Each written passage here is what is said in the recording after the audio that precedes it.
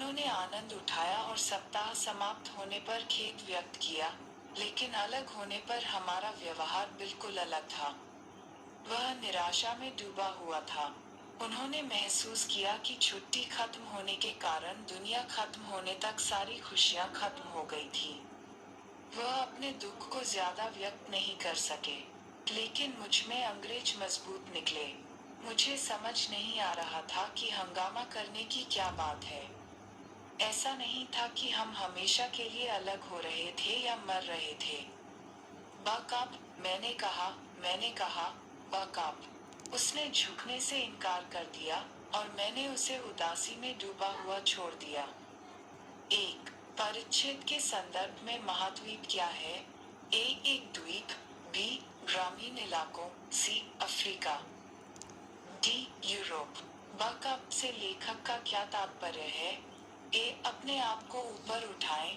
B, खड़े हो जाओ। ई, खुश हो जाओ। तीन, भारतीय मित्र निराशा में क्यों गिर गया? डी, चुप रहो। एक, वह निराशाजनक था। बी, उसने नस्लीय भेदभाव का अनुभव किया। सी, वह फिर कभी इतना खुश नहीं होगा।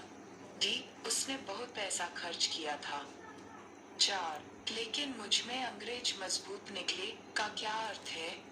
ए, वह एक मजबूत अंग्रेज था। 6, उसके पास ठेठ अंग्रेजी चरित्र था। सी, अंग्रेज उससे बाहर चला गया। डी, उसने भारतीय परंपराओं का पालन करना शुरू कर दिया।